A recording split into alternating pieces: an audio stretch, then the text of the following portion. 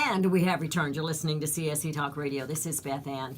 I mentioned in a previous segment that I do believe that others are listening to this show.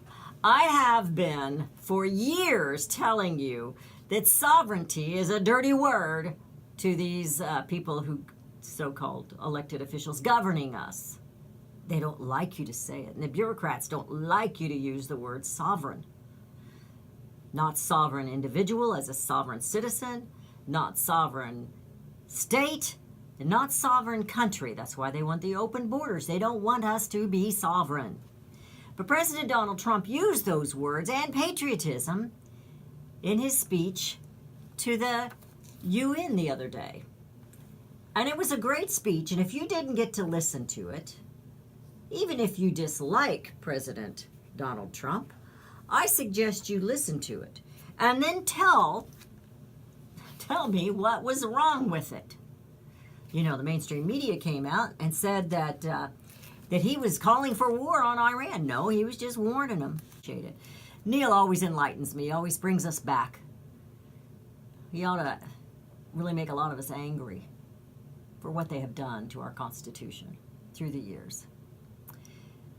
Well, the dangerous consequences of calling sovereignty and patriotism dog whistles. This is written by Jarrett Stepman, and I have I've read many of his things, his articles. Patriotism and sovereignty are now, he says, dirty words. I'm thinking he's been listening to somebody. That's what one Washington Post editor said in the response to President Donald Trump's United Nations speech on Tuesday. America is governed by Americans. We reject the ideology of globalism, and we embrace the doctrine of patriotism. That's what Trump said in his speech. We will never surrender America's sovereignty to an unelected, unaccountable global bureaucracy. In many ways, the protection of our liberty stems from national sovereignty. A fact boldly stated in the Declaration of Independence that just powers of government derive from the consent of the governed, not a vague global system. We the people of the United States is more than just a slogan. It defines the American way of life, declaring that the people are sovereign. You know, we serve a sovereign God, too. But the people are sovereign as a national unit under a federal system. In America, the people rule. It is not then who?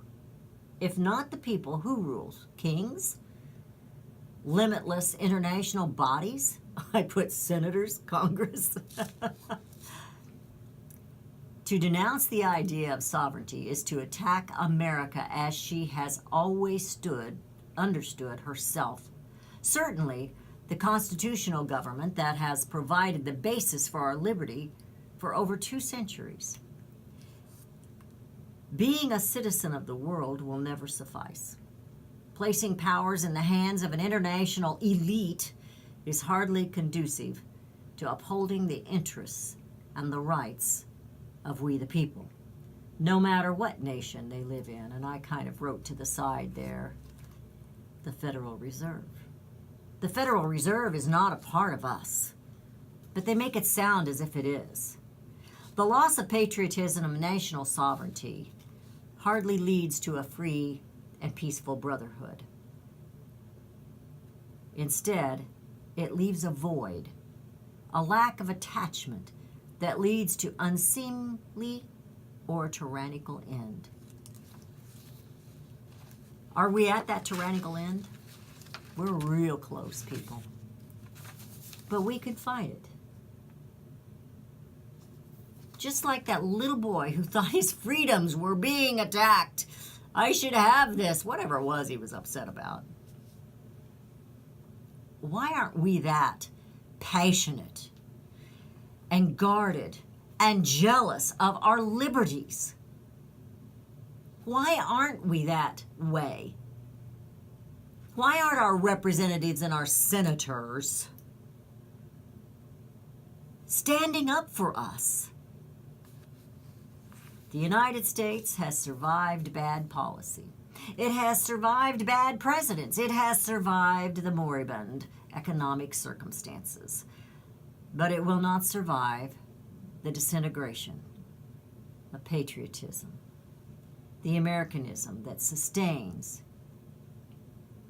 is the glue that holds us together. This was a great article. It really was a great article. And I only hit a few things on it. We've lost patriotism when we see the kneeling at the flag and the national anthem, the disrespect for those who died ahead of us, from the founding fathers to today.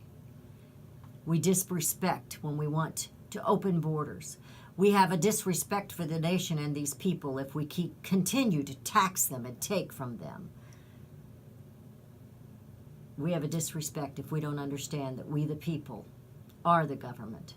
We the people are the only ones who could drain a swamp or drain the sewer and bring America home.